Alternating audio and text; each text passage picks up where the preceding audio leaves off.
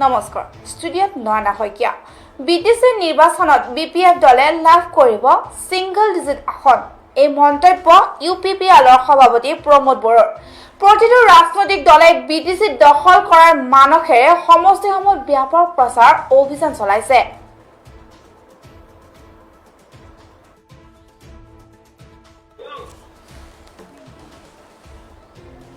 বাক্সাৰ মথনগুৰি সমষ্টিত ইউপিপিএলৰ প্ৰাৰ্থী শাহজাহান আলী আহমেদৰ সমৰ্থনত সমষ্টিটোৰ ঘোৰামাৰা আৰু লাউনাংগুৰি পৃথকে অনুষ্ঠিত হোৱা দুখনকৈ নিৰ্বাচনী প্ৰচাৰ সভাত অংশ লৈ বিটিসিত বিপিএফে অপশাসন চলাইছিল বুলি অভিযোগ কৰে ইউপিপিএলৰ দলৰ সভাপতি প্ৰমোদ বড়োৱে। লগতে বিজেপি ইউপিপিএলৰ মিত্ৰতাৰ প্ৰসংগত সোধা এক প্ৰশ্নৰ উত্তৰত প্ৰমোদ বড়োৱে কয় বিজেপিৰ লগত হাগ্ৰামাৰ তিনিজনকৈ মন্ত্ৰী বৰ্তমানে আছে। তেনে ক্ষেত্ৰত ইউপিপিএলৰ লগত বিজেপিৰ মিত্ৰতা আছে বুলি হাগ্ৰামা মহিলাৰে বিটিসিবাসীক মিছা কথা কৈ টুপি পিন্ধাই আছে বুলি কয় ইউপিপিএলৰ সভাপতি প্ৰমোদ বড়োৱে।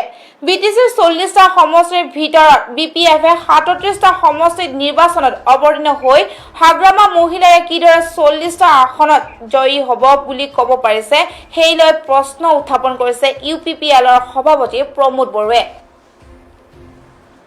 দেখিছে এতিয়া বিজেপি আৰু বিপিএফৰ চৰকাৰ চলি আছে, তিনিজন মন্ত্ৰী লৈ আছে। ইয়াৰ পিছত যদি হাগ্ৰামাই ৰাইজক টুপি পিন্ধাই এইটো কেনেকৈ হ'ব? এইটোতো হাগ্ৰামাই মানে সব ৰাইজক মিছলিড কৰি আছে, এইটো ৰাইজে বুজি পায় আৰু আপোনালোকেও বুজি পাওক। আপোনালোকে প্ৰশ্ন কৰক হাগ্ৰামাৰ প্ৰশ্নটো লৈ মোক প্ৰশ্ন কৰিছে, হাগ্ৰামাক প্ৰশ্ন কৰক। যদি ইউপিপিএলে চৰকাৰ কিবা বিজেপিৰ লগত আছে, তিনিজন মন্ত্ৰী কাৰ আছে চৰকাৰৰ লগত?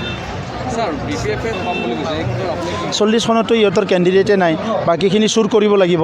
তেখেতসকলে যদি চুৰ কৰি পেলাই 40টা আসন জিকিব বিচাৰিছে মই নাজানো। তেখেতসকলৰ 37 কেণ্ডিডেট আছে, তাৰপিছত যদি 40খন জিকিম বুলি কৈছে আৰু চুৰ কৰিব বিচাৰিছে, কথাটো এনেকুৱা কি তেখেতসকলে এতিয়া ছিংগল ডিজিটত থাকিব। এইবাৰ বিপিএফ ডাবল ডিজিট নাপায়, ছিংগল ডিজিটে পাব।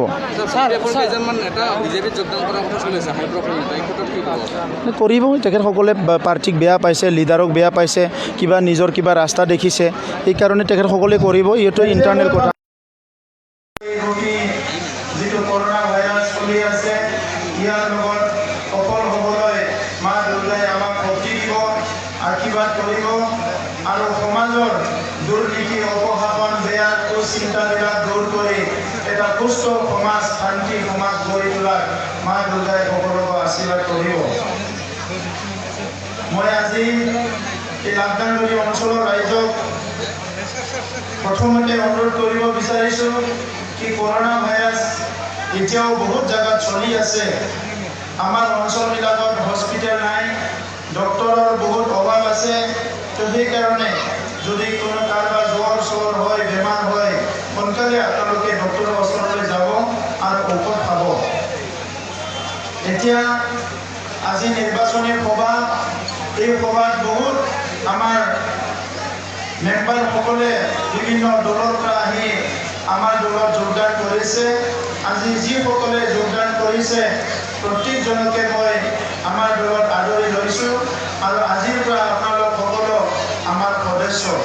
ইয়াৰ লগে লগে মই আমাৰ ব্লক কমিটি নেতৃবৃন্দক আহ্বান কৰিছোঁ, যিসকলে যোগদান কৰিছে আজি আৰু আজিৰ আগত সকলো ব্যক্তিকে আমাৰ দলত এটা ভাল স্থান দিব লাগে, ভাল স্কোপ দিব লাগে, ভাল স্পেচ দিব লাগে আৰু ৰাইজক সেৱা কৰাৰ কাৰণে যিটো কৰোনা ভাইৰাছ চলি আছে, ইয়াৰ লগত সফল হ'বলৈ।